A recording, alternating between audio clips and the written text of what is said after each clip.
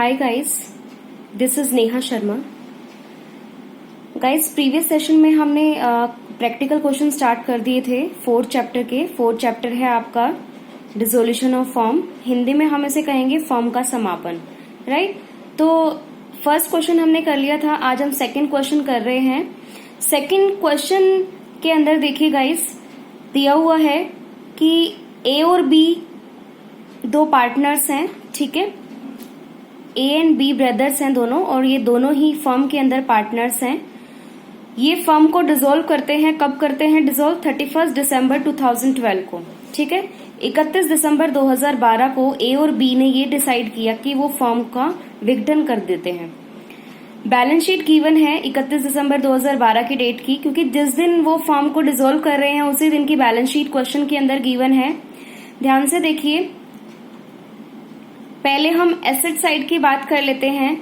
Asset side में देखिए, cash in hand दिया हुआ है 900 का, फर्नीचर दिया हुआ है 600 का, बुक डेट्स मतलब डेटर्स दिए हुए हैं 4000 के, स्टॉक एंड ट्रेड दिया हुआ है 1600 का, इन्वेस्टमेंट 4000, लैंड एंड बिल्डिंग 21000 की दी हुई है, गुडविल 500 की दी हुई है, 20 करंट अकाउंट 800.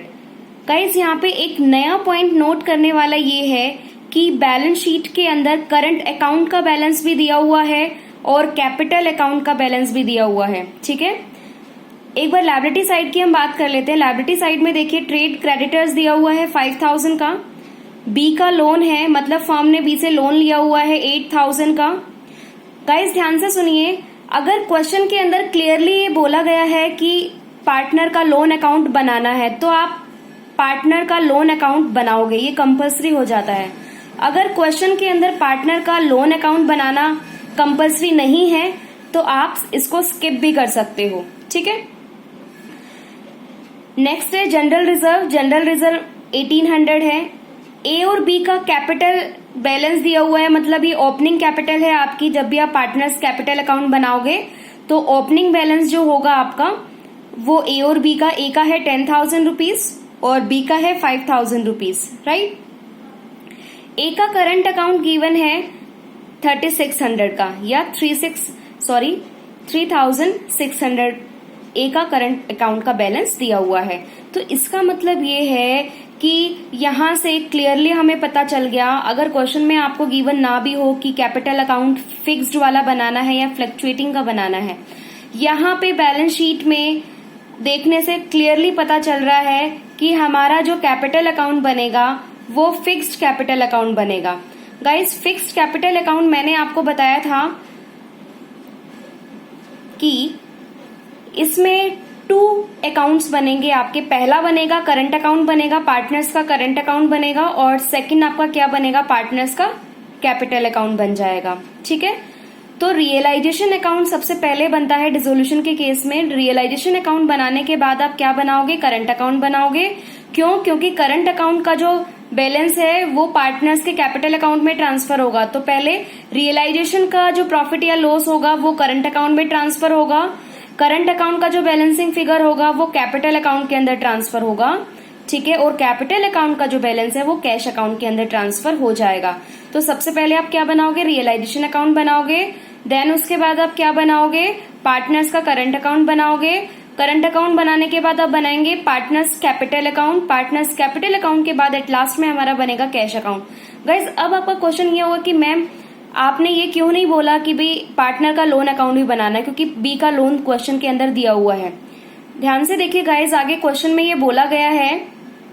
इसके लिए हम क्वेश्चन के अंदर जो लास्ट वाली लाइन है ध्यान से देखिए, make necessary journal entries and accounts to close the books of firm.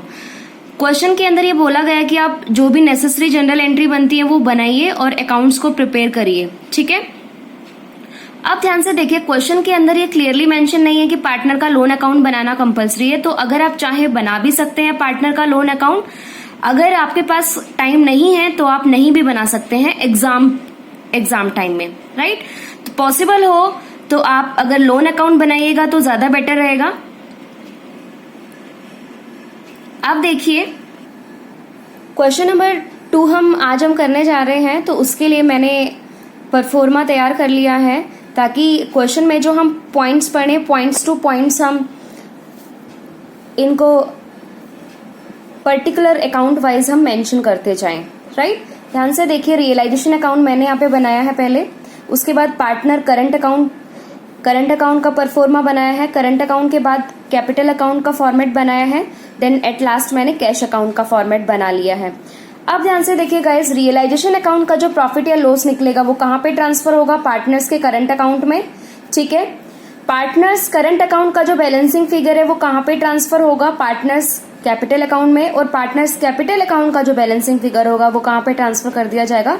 Cash account के अंदर, राइट।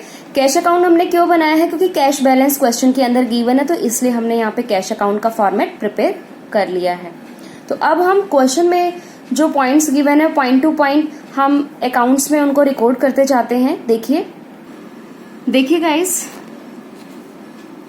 पहले हम बैलेंस शीट के अंदर आते हैं। क्वेश्चन के अंदर एसेट साइड में हम आ रहे हैं, कैश इन हैंड का बैलेंस दिया हुआ है, कितना दिया हुआ है? 900 का। इसका मतलब कैश का जो बैलेंस है 900 वो किस में जाएगा? कैश अकाउंट के अंदर जाएगा। और कैश अकाउंट के अंदर कौन सा बैलेंस होगा? ये ओपनिंग बैलेंस होगा, ठीक है। और ओपनिंग बैलेंस किस साइड आएगा? कैश अकाउंट के डेबिट साइड में आएगा, क्योंकि एसेट का डेबिट बैलेंस होता है। तो हम इसको नोट डाउन कर देते हैं।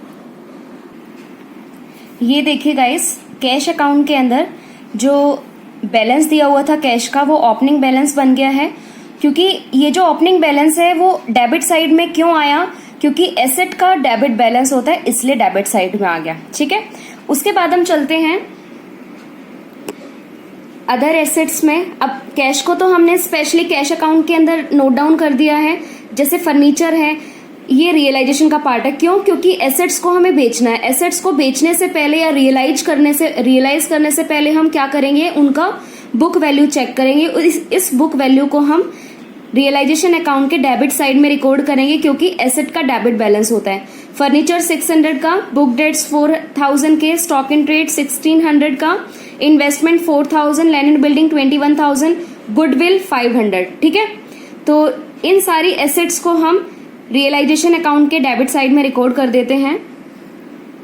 ये देखिए गाइस, जो भी बैलेंस शीट के अंदर हमारी वैल्यूज थी, ध्यान से देखिए, ये वाली जितनी भी हमारी एसेट्स थी उनका पहले बुक वैल्यू हमने रिकॉर्ड करा रियलाइजेशन अकाउंट के अंदर, तभी तो हम इनको बेच पाएंगे, राइट। तो एसेट्स को हमने रिकॉर्ड कर लिया है।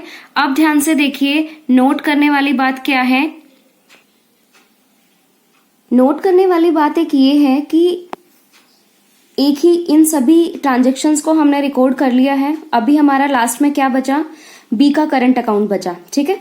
अब बी का करंट अकाउंट किस साइड दिया हुआ है? एसेट साइड दिया हुआ है। और एसेट का बैलेंस क्या होता है? डेबिट बैलेंस होता है। तो इसका मतलब क्या है? जो आप करंट अकाउंट बनाओगे, पार्टनर का जो करंट अकाउंट हमने बनाया है, ध्यान से देखिए, ये वाला फॉर्मेट जो हमने बनाया है, ठीक है, इसके अंदर बी का जो ओपनिंग बैलेंस है करंट अकाउंट का बी के नाम का जो ओपनिंग बैलेंस है वो किस साइड आएगा? करंट अकाउंट के डेबिट साइड में आएगा। क्यों? क्योंकि एसेट का डेबिट बैलेंस होता है, ठीक है।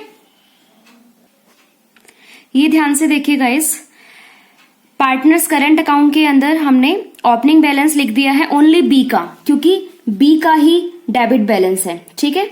ए का डेबिट बैलेंस नहीं है। ए का जो है लायबिलिटी साइड करंट अकाउंट का बैलेंस दिया हुआ है, ठीक है। तो अब हम लायबिलिटी साइड पे आते हैं ताकि हमें क्लियर हो जाएगा। ये देखिए, ए का करंट अकाउंट का जो बैलेंस, क्योंकि करंट अकाउंट में हमने रिकॉर्ड तो किया है, तो ए का भी हम इसके साथ ही देख लेते हैं। पहले ए का जो करंट अकाउंट का बैलेंस लायबिलिटी साइड दिया हुआ है, लायबिलिटी का बैलेंस क्या होता है? क्रेडिट बैलेंस होता है। तो इसका मतलब क्या है? ए का करंट अकाउंट का जो ओपनिंग बैलेंस है वो किस साइड आएगा? पार्टनर्स करंट अकाउंट के क्रेडिट साइड में आ जाएगा। क्यों? क्योंकि लायबिलिटी का क्रेडिट बैलेंस होता है, ठीक है। अब देखिए क्वेश्चन के अंदर, तो ए का जो बैलेंस है, ओपनिंग बैलेंस है करंट अकाउंट का, कितना है हमारा? 3600 रुपीज। और बी का हमने ऑलरेडी लिख दिया, तो बी के कॉलम में हमने डैश कर दिया, राइट। अब ध्यान से देखिए, लायबिलिटी साइड की हम बात करें, ये तो हमारा हो गया है। अब हम स्टार्टिंग से देख लेते हैं। ट्रेड क्रेडिटर हमारे कितने हैं? 5000। इसका मतलब क्या है कि फर्म को क्रेडिटर का कितना चुकाना है, 5000 चुकाना है, तो इसकी बुक वैल्यू को हमें रिकॉर्ड करना पड़ेगा। ठीक है, बुक वैल्यू को हम कहाँ पे रिकॉर्ड करेंगे, क्योंकि लायबिलिटी का क्रेडिट बैलेंस होता है, तो रियलाइजेशन अकाउंट के क्रेडिट साइड में हम क्या कर देंगे, क्रेडिटर्स को लिख देंगे बाय ट्रेड क्रेडिटर्स।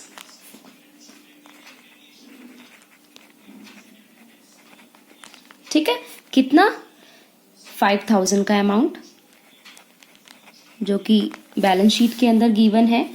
अब ध्यान से देखिए, उसके बाद है बीज लोन अकाउंट। बीज लोन अकाउंट एंट्री क्या क्या बनेगी इसकी। अब देखिए, लोन अकाउंट तो हम बना नहीं रहे हैं क्योंकि क्वेश्चन के अंदर मेंशन नहीं है क्लियरली, क्योंकि ऑलरेडी काफी सारे अकाउंट्स बन जाएंगे। रियलाइजेशन अकाउंट बनेगा, पार्टनर का करंट अकाउंट बनेगा, कैपिटल अकाउंट भी बनेगा, देन फिर कैश अकाउंट भी बनेगा, तो इसलिए काफी सारे अकाउंट्स ऑलरेडी हो गए हैं। तो बी का लोन अकाउंट हम प्रीवियस क्वेश्चन में बनाना सीख चुके हैं। ठीक है, तो सिंपल एंट्री क्या हो जाएगी बी का लोन चुकाने की, क्योंकि बी से 8000 का फर्म ने लोन लिया है तो उसका चुकाना भी पड़ेगा। ठीक है, क्योंकि बी का जब तक लोन नहीं चुकेगा फर्म की लायबिलिटी भी कंप्लीट नहीं हो पाएंगी, फर्म की लायबिलिटी पूरी नहीं हो पाएगी। तो एंट्री क्या हो जाएगी, B's loan account debit to cash account. ठीक है, एंट्री हमारी क्या होगी, B's loan account debit to cash account. ठीक है, तो इसका मतलब क्या है कि कैश अकाउंट तो हम बना ही रहे हैं। ठीक है, तो कैश अकाउंट के अंदर क्या हो जाएगा, बाय बीज लोन अकाउंट लिख देंगे, कितना, 8000 रुपये। कैश अकाउंट के अंदर आप लिखोगे बाय बीज लोन अकाउंट, कितना, 8000 रुपीज। क्लियर। अब हम आगे बात करते हैं जनरल रिजर्व की। जनरल रिजर्व भी आपने प्रीवियस क्वेश्चन में ट्रांसफर करना सीखा था। प्रीवियस क्वेश्चन में जनरल रिजर्व जो है, अब ध्यान से देखिए, आपने पार्टनर्स कैपिटल अकाउंट के अंदर ट्रांसफर किया था। ठीक है, वो क्या था, हमारा फर्स्ट क्वेश्चन का जो केस था वो फ्लक्चुएटिंग कैपिटल अकाउंट का केस था, परिवर्तनशील पूंजी खाते का केस था। ठीक है, लेकिन इस क्वेश्चन के अंदर हम कौन सा केस कर रहे हैं, फिक्स्ड कैपिटल अकाउंट का, स्थायी पूंजी खाते बना रहे हैं। ठीक है, तो स्थायी पूंजी खातों में जो भी ट्रांसफर होता है वो करंट अकाउंट में किया जाता है, कैपिटल जो है बाद में बनेगा। ठीक है, करंट अकाउंट के बाद ही कैपिटल अकाउंट बनता है। ठीक है, स्थायी पूंजी खातों में जो भी ट्रांसफर होगा वो करंट अकाउंट में किया जाएगा, क्योंकि स्थायी पूंजी खातों में जो मेन अकाउंट होता है वो करंट अकाउंट होता है। करंट अकाउंट के बाद ही कैपिटल अकाउंट बनेगा। ठीक है, कैपिटल अकाउंट का काम ओनली बस ये है कि उसका जो बैलेंसिंग फिगर जाएगा वो कैश अकाउंट में जाएगा। ठीक है, बस ओपनिंग बैलेंस कैपिटल अकाउंट के अंदर लिखते हैं, लेकिन बाकी जो ट्रांजेक्शन्स हैं, जो मेन ट्रांजेक्शन्स है पार्टनरशिप फर्म की, स्थायी पूंजी खातों के केस में, फिक्स्ड कैपिटल अकाउंट के केस में करंट अकाउंट में लिखा जाता है। ठीक है, तो पिछले क्वेश्चन में आपने क्या एंट्री बनाई थी जनरल रिजर्व को ट्रांसफर करने की, general reserve account debit to partners capital account. यहाँ पे पार्टनर्स कैपिटल अकाउंट की जगह पे क्या आ जाएगा, पार्टनर्स का करंट अकाउंट आ जाएगा। ठीक है, पार्टनर्स कैपिटल अकाउंट के आपने क्रेडिट साइड में ट्रांसफर किया था पिछले क्वेश्चन में, यहाँ पे जो मेन ट्रांजेक्शन्स क्या है हमारी करंट अकाउंट की है, तो करंट अकाउंट के क्रेडिट साइड में ट्रांसफर हो जाएगा। राइट, तो अब देखिए आप कहां पे ट्रांसफर करेंगे, पार्टनर्स करंट अकाउंट के क्रेडिट साइड में bye general reserve account. Right,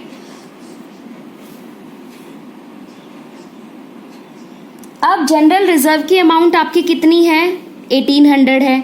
अब आपका क्वेश्चन ये होगा कि 1800 में से कितना ए के करंट अकाउंट में जाएगा, 1800 में से कितनी अमाउंट बी के कॉलम में चली जाएगी, बी के करंट अकाउंट में चली जाएगी। अब देखिए क्वेश्चन के अंदर कोई भी प्रॉफिट शेयरिंग रेशो गिवन नहीं है।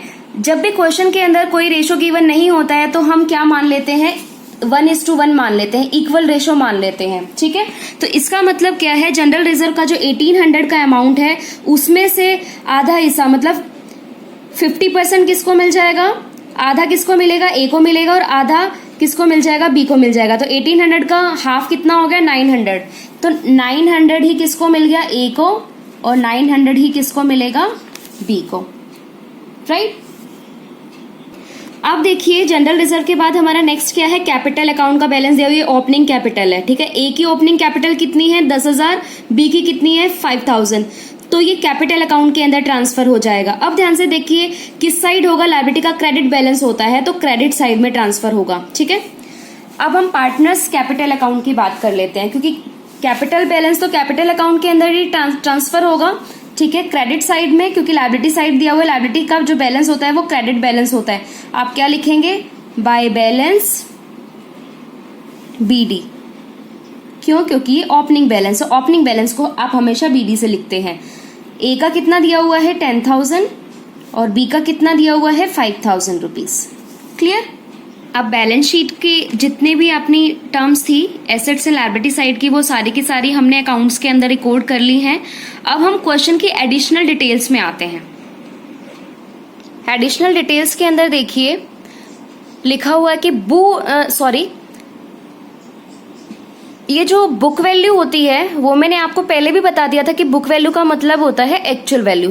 जिस वैल्यू पे assets and liabilities balance sheet के अंदर शो की जाती हैं उसको हम क्या कहते हैं, बुक वैल्यू कहते हैं। ठीक है, पहली लाइन देखिए, B took furniture at 2/3 of its value.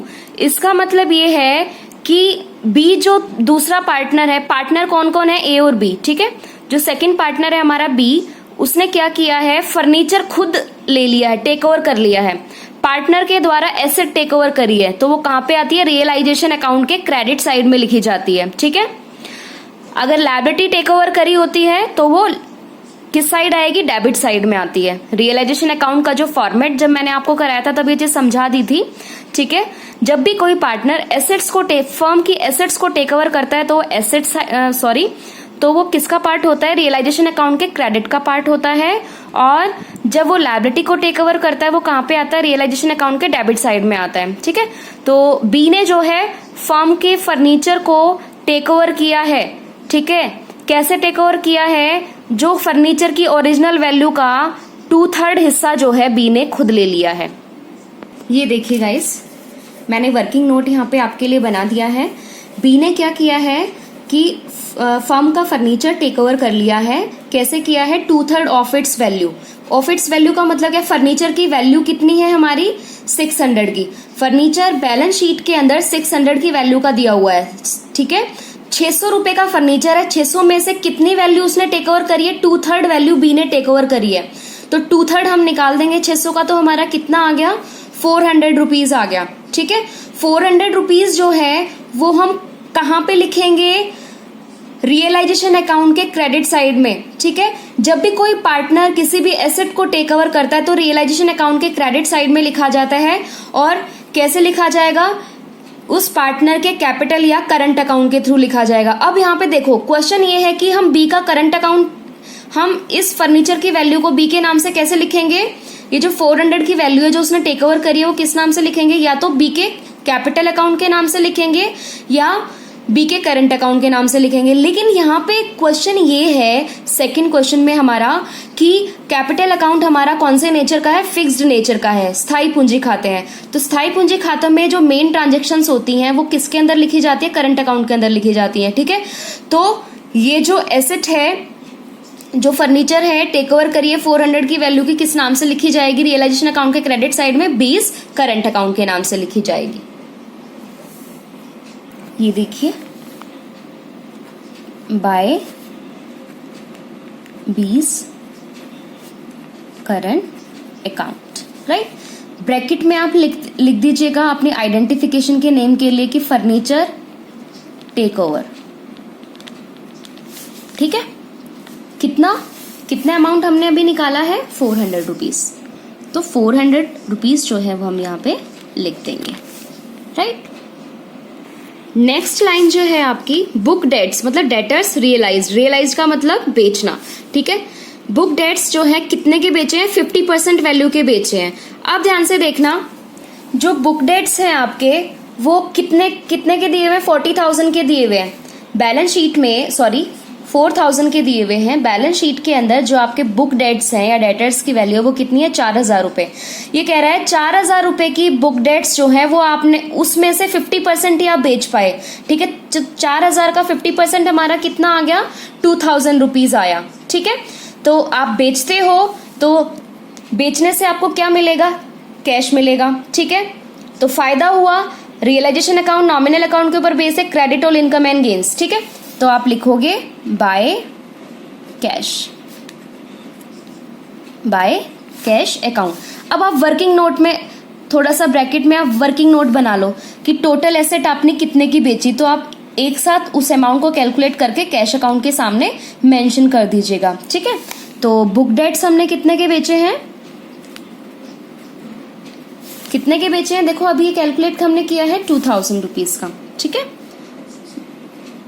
2000 rupees. अब उसके बाद देखिए क्वेश्चन के अंदर और क्या डिटेल गिवन है। Stock sold for 1000 rupees, stock जो है वो आपने 1000 रुपए का बेचा है। तो यहाँ पे स्टॉक आपने कितने का बेचा है, 1000 रुपीज का, ठीक है।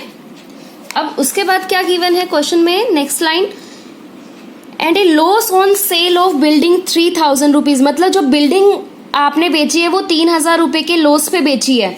अब कैसे पता चलेगा कि हमने एक्चुअल में उस बिल्डिंग को कितने में बेचा होगा। ध्यान से देखना क्वेश्चन में क्या बोला है, इस लाइन को मैंने मेंशन कर लिया है वर्किंग नोट में कि loss on sale of building को बेचने से हमें लॉस हुआ है 3000 रुपये का। इसका मतलब क्या है कि एक्चुअल अमाउंट में कितने में बेची होगी वो निकालनी है हमें।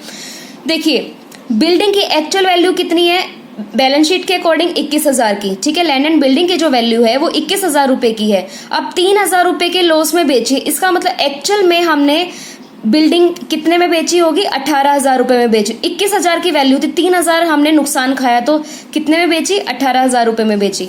तो बिल्डिंग आपने कितने में बेची, 18,000 रुपीज।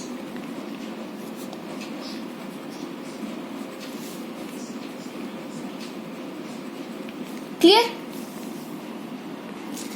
अब जो नेक्स्ट लाइन है, investment took by A partner है, ठीक है। इन्वेस्टमेंट जो है वो इन्वेस्टमेंट भी हमारी एसेट होती है, ठीक है। जब भी कोई पार्टनर एसेट को टेक ओवर करता है तो वो रियलाइजेशन अकाउंट के क्रेडिट साइड में आ जाएगा। किस नाम से लिखेंगे, बाय एज करंट अकाउंट के नाम से लिखेंगे, ठीक है।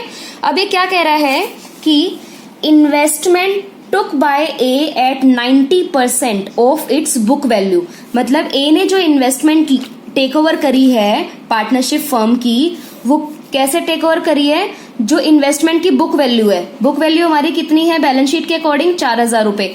4000 रुपए का 90% टेक ओवर किया है, तो 4000 का 90% निकला, कितना आया हमारा, 3600 रुपीज, ठीक है। तो हम किस नाम से लिखेंगे, रियलाइजेशन अकाउंट के क्रेडिट साइड में ही लिखेंगे, क्योंकि जब भी कोई पार्टनर किसी भी फर्म की एसेट को टेक ओवर करता है तो वो क्रेडिट साइड में आएगा रियलाइजेशन अकाउंट के, ठीक है। किस नाम से लिखेंगे, by A's current account. Current account के नाम से आपने क्यों लिखा, क्योंकि हमारा कैपिटल अकाउंट का नेचर क्या है, फिक्स है, ठीक है। अगर फ्लक्चुएटिंग नेचर का होता तो हम करंट की जगह पे क्या लिख देते, क्योंकि फ्लक्चुएटिंग में तो ओनली एक अकाउंट बनता है, that is capital account, right. तो आप ब्रैकेट में लिखोगे इन्वेस्टमेंट टेक ओवर, ठीक है, आइडेंटिफिकेशन के लिए। कितना अमाउंट निकला है हमारा यहाँ पे, 3600 रुपीज, 3600 रुपीज, ठीक है। अब आगे देखिए,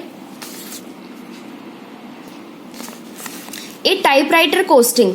अब देखो एक नई एसेट का जिक्र हो रहा है यहाँ पे, एक टाइपराइटर जिसकी कॉस्ट कितनी थी, 1000 रुपए,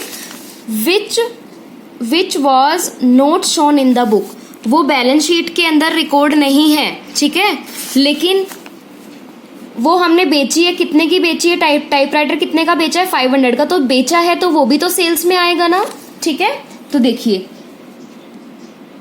बेचेंगे तो कैश मिलेगा, तो यहाँ पे मेरे पास स्पेस नहीं है, तो टाइपराइटर भी मैं यहाँ पे कर देती हूँ, लिख देती हूँ। टाइपराइटर हमने कितने का बेचा है, 500 रुपीज का बेचा है, ठीक है। तो इनका हमने टोटल कर लिया, इनका टोटल करोगे तो आपका आएगा 21,500, ठीक है। तो आपने टोटल एसेट्स कितने की बेची हैं, 21,500 रुपीज की। Clear guys. अब उसके बाद जो इन्फॉर्मेशन है क्रेडिटर्स के रिगार्डिंग है, creditors are paid at 10% discount, मतलब क्रेडिटर्स मतलब लायबिलिटी की जो आपने पेमेंट करी है क्रेडिटर की, वो 10% डिस्काउंट पे करी है, 10% कटौती पे करी है, ठीक है। तो ये देखिए क्रेडिटर्स हमारे एक्चुअल कितने थे 5,000 रुपीज के। अब डिस्काउंट हमने पेमेंट डिस्काउंट पे करी है, ठीक है। तो अब ध्यान से देखिए कितने परसेंट डिस्काउंट पे पेमेंट किया है, 10% डिस्काउंट पे। तो 5,000 का 10% डिस्काउंट निकाला, कितना आया आपका 500 रुपीज आ गया। तो इसका मतलब ये है कि 5,000 रुपए आपको एक्चुअल में पे करने थे, लेकिन आपको डिस्काउंट कितने का मिल गया, 500 का मिल गया। तो आपने एक्चुअल पेमेंट क्रेडिटर को कितने की करी, 4,500 की, ठीक है। जब भी आप लायबिलिटी की पेमेंट करते हो तो debit all expenses and losses खर्चा हुआ है आपका, तो वो रियलाइजेशन अकाउंट के डेबिट साइड में आ जाएगा, ठीक है। एंट्री क्या होती है, जब भी आप पेमेंट करते हो लायबिलिटी की, realisation account debit to cash account, to cash account. आप ब्रैकेट में जरूर लिखिएगा, जो कोई भी डिटेल आप लिखते हो ब्रैकेट में अपने आइडेंटिफिकेशन के लिए जरूर लिखिए कि भी किसकी पेमेंट करने के लिए किया है आपने, ठीक है। 4,500 क्लियर। आप ध्यान से देखिए, एक और इंफॉर्मेशन है हमारे पास। ए यहाँ पे क्या है, पार्टनर है। ए ने जो है रियलाइजेशन एक्सपेंसेस पे करे हैं 800 के, ठीक है। और उसके बाद हमने सारे डिटेल्स को लिख लिया है, बस यही इन्फॉर्मेशन और रिकॉर्ड करनी है। ए पेड, ए जो पार्टनर है वो रियलाइजेशन एक्सपेंसेस खुद पे करता है 800 रुपीज के। तो अब देखिए ध्यान से, अगर क्वेश्चन के अंदर ये गिवन नहीं होता कि ए ने पे किया, क्वेश्चन के अंदर अगर इस लाइन को मैं मिस कर दूं, सिंपली अगर क्वेश्चन के अंदर ये बोला होता कि रियलाइजेशन एक्सपेंसेस पे करे हैं 800 के, तो आपकी एंट्री क्या हो जाती, realisation account debit to cash account.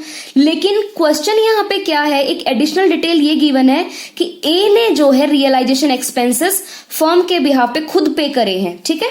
तो यहाँ पे कैश की बजाय क्या आ जाएगा, ए का करंट अकाउंट आ जाएगा एंट्री में, ठीक है। तो realisation account debit to A's current account. A का करंट अकाउंट क्यों आया, क्योंकि ए ने खुद पेमेंट करी है रियलाइजेशन एक्सपेंसेस की, राइट। 800 rupees clear. तो ये रियलाइजेशन अकाउंट के डेबिट साइड में आ जाएगा, टू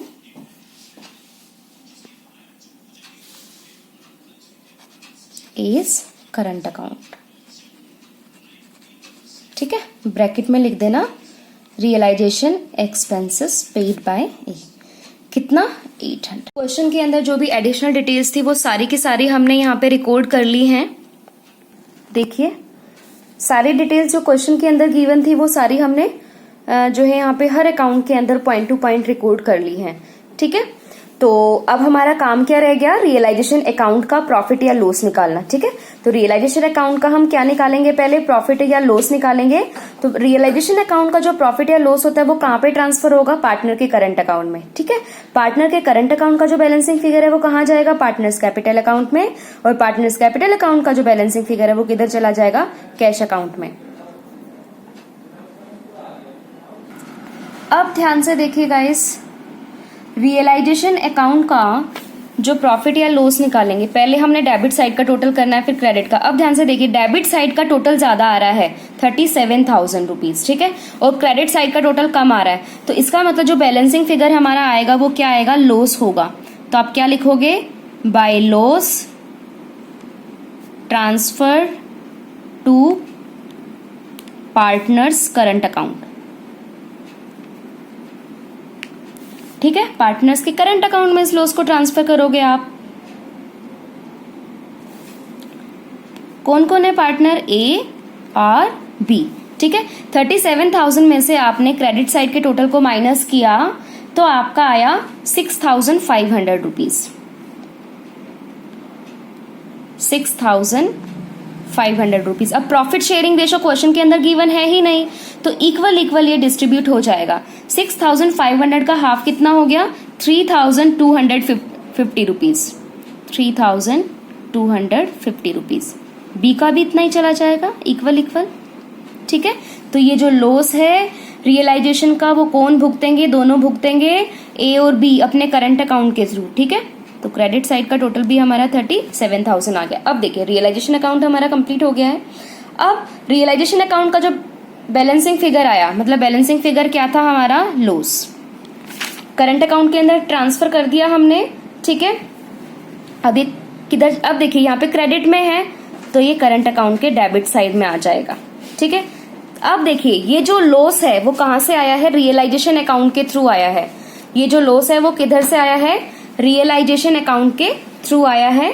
तो आप क्या लिखेंगे, to realisation account, to realisation account. A कितना लॉस बियर कर रहा है, 3250 रुपीज, तो ए के कॉलम में 3250 रुपीज हम लिख देंगे। बी भी इतना ही कर रहा है, 3250 रुपीज। क्लियर गाइज, एक चीज और थी, रियलाइजेशन एक्सपेंसेस। ध्यान से देखिए, जो लास्ट वाला हमारा, लास्ट की जो हमारी एडिशनल डिटेल थी, देखिए ये देखिए, रियलाइजेशन अकाउंट और करंट अकाउंट, मतलब रियलाइजेशन अकाउंट भी बन रहा है, करंट अकाउंट भी बन रहा है। रियलाइजेशन अकाउंट के अंदर तो हमने इस एंट्री को रिकॉर्ड कर दिया था, अब करंट अकाउंट के अंदर भी करना है। करंट अकाउंट के अंदर हम इस एंट्री को कैसे रिकॉर्ड करेंगे, करंट अकाउंट बना रहे हैं तो कॉमन चीज आ नहीं सकती, इसके अपोजिट में क्या है, रियलाइजेशन अकाउंट। रियलाइजेशन अकाउंट जो है वो एंट्री के अंदर कहां पे है, डेबिट साइड में, ठीक है, लेकिन अकाउंट में जाके कहां पे आ जाएगा, क्रेडिट साइड में। लेकिन रियलाइजेशन अकाउंट आप लिखेंगे क्रेडिट साइड में, तो बाय रियलाइजेशन अकाउंट का जो अमाउंट है वो किसके कॉलम में लिखेंगे, ए के कॉलम में लिखेंगे, क्योंकि ए ने पे किए हैं रियलाइजेशन के एक्सपेंसेस, राइट। तो करंट अकाउंट में आप लिखोगे बाय रियलाइजेशन अकाउंट, ठीक है। आपने ब्रैकेट में क्या लिख दिया, रियलाइजेशन एक्सपेंसेस पे, ताकि आप समझ पाओगे, ठीक है। ए ने किया है तो ए के कॉलम में जाएगा, बी ने कुछ नहीं किया तो बी का डैश। क्लियर।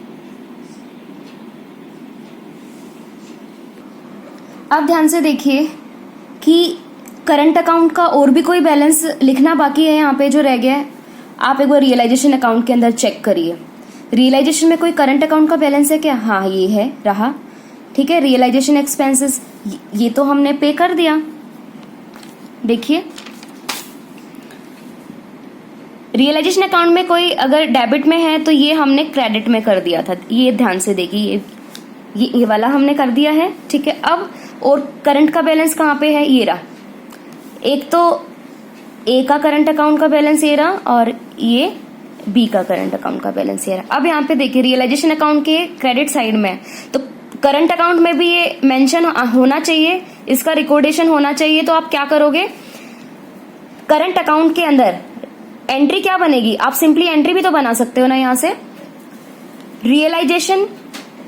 आप देखो एंट्री कैसे बनाओगे, अकाउंट के अंदर जो चीज क्रेडिट होती है वो एंट्री के अंदर क्या हो जाती है, डेबिट हो जाती है। B's current account debit to realisation account, इसका मतलब यही एंट्री रियलाइजेशन में भी आएगी और करंट अकाउंट में भी आएगी। ऐसे ही ये वाली entry A's current account debit to realisation account, तो इसका मतलब ये जो एंट्री है इसका रिकॉर्ड रियलाइजेशन अकाउंट के अंदर भी किया जाएगा और ए के करंट अकाउंट के अंदर भी किया जाएगा, राइट।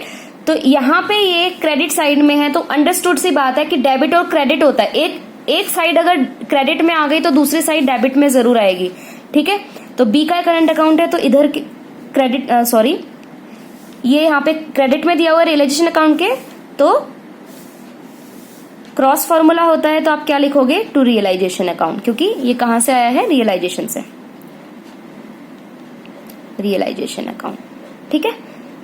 आप ब्रैकेट में लिखोगे फर्नीचर टेक ओवर, मेरे पास इतना स्पेस नहीं है तो थोड़ा सा मैं हिंट में लिख देती हूँ, राइट। अब देखिए ये फर्नीचर टेक ओवर बी ने किया था ना, तो ए ने तो किया नहीं, बी के कॉलम में हमने क्या लिख दिया, 400 रुपीज, देखिए, ठीक है, ये हमने यहाँ पे लिख दिया। ऐसे ही ए ने इन्वेस्टमेंट को टेक ओवर किया था, राइट, ए ने इन्वेस्टमेंट को टेक ओवर किया था, तो आप क्या लिखोगे, टू रियलाइजेशन, ठीक है।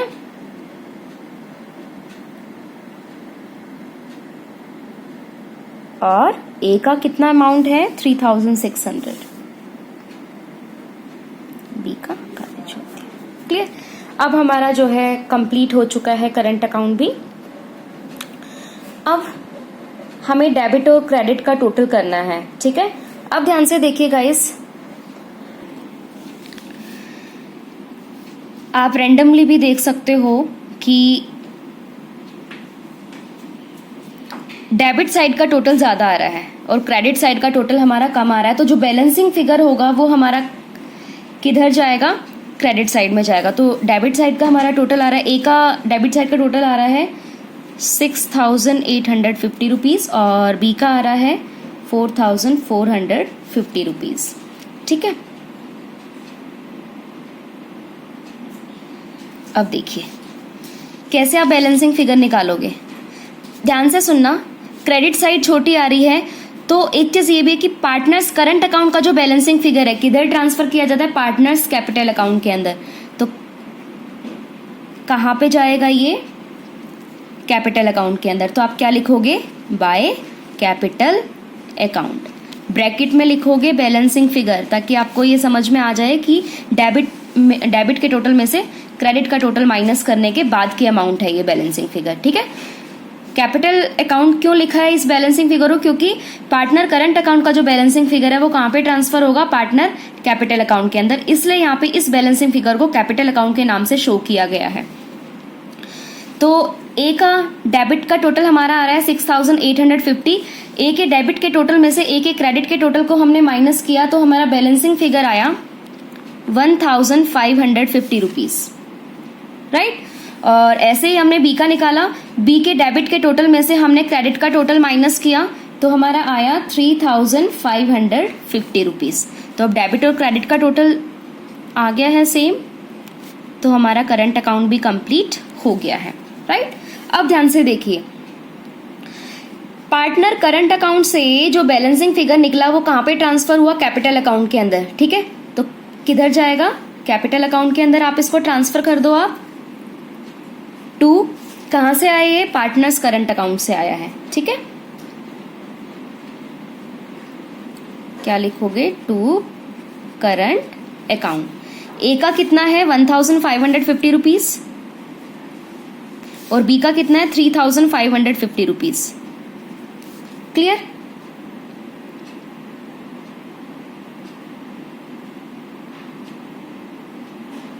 तो अब आपका पार्टनर कैपिटल अकाउंट भी यहां से पूरा होने जा रहा है।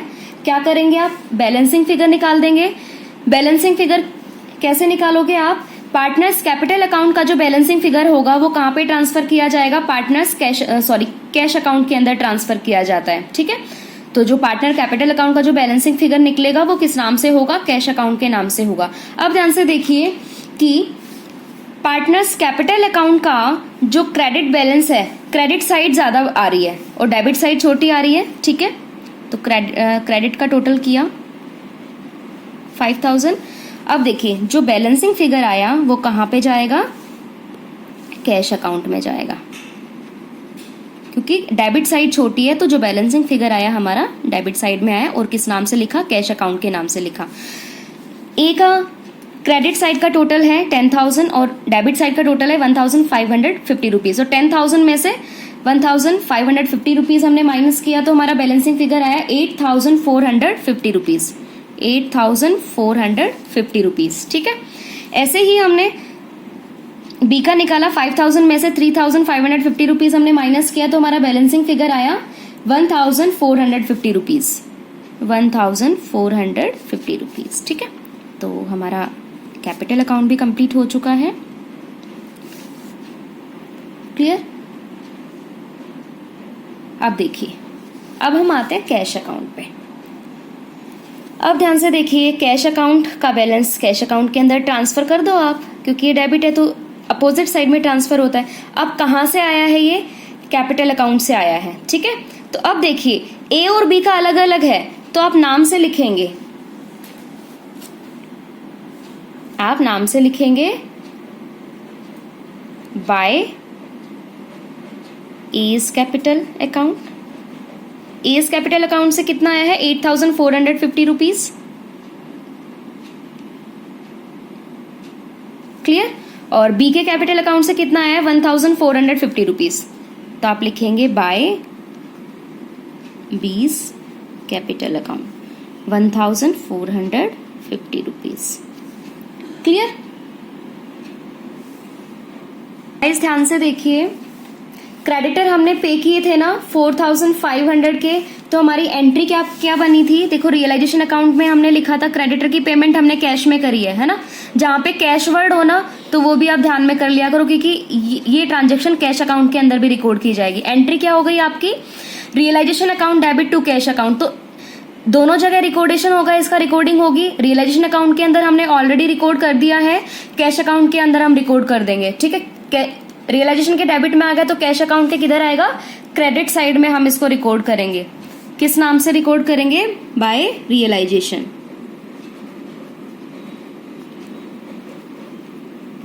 बाय रियलाइजेशन अकाउंट कितना अमाउंट था क्रेडिटर्स की जो हमने पे की थी कैश में? 4500 रुपीज। 4500 रुपीज। अब देखिए और क्या कैश में है जो कैश अकाउंट के अंदर रिकॉर्ड करना है। देखिए कैश सेल हुई थी आपकी, है ना। एंट्री क्या हुई? Realisation cash account debit to realisation account, ठीक है। तो ये एंट्री जो है वो रियलाइजेशन के अंदर भी रिकॉर्ड की जाएगी और कैश अकाउंट के अंदर भी की जाएगी, जो आपने एसेट्स को बेचा था कैश में, ठीक है।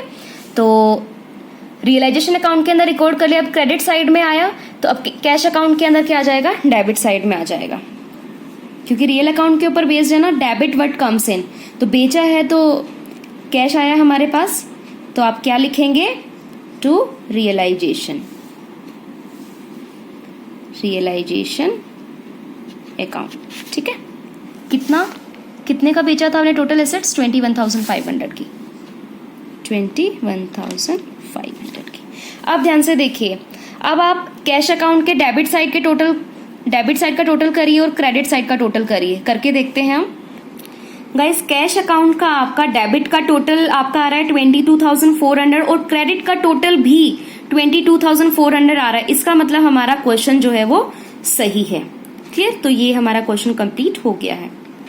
एक बार मैं आपको थर्ड क्वेश्चन थोड़ा सा क्लियर कर देती हूँ, ये आप खुद सॉल्व करेंगे।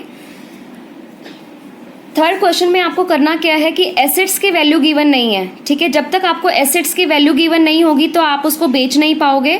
तो सबसे पहले आपको क्या बनाना पड़ेगा? Profit and loss appropriation account बनाना पड़ेगा और पार्टनर कैपिटल अकाउंट बनाना पड़ेगा, जो कि आपने फर्स्ट चैप्टर के अंदर सीख लिया है, ठीक है। तो वहां से एप्रोप्रिएशन अकाउंट बनाने के बाद और पार्टनर्स कैपिटल अकाउंट बनाने के बाद आप बैलेंस शीट बनाओगे, क्योंकि बैलेंस शीट के अंदर आपको, क्योंकि एसेट्स गिवन नहीं है तो बैलेंसिंग फिगर जो निकलेगा वो एसेट्स का ही बैलेंस होगा, ठीक है। उसके बाद आप रियलाइजेशन अकाउंट बनाओगे, जैसे आप बनाते हो डिसोल्यूशन के केस में। तो ये क्वेश्चन आप खुद सॉल्व करोगे।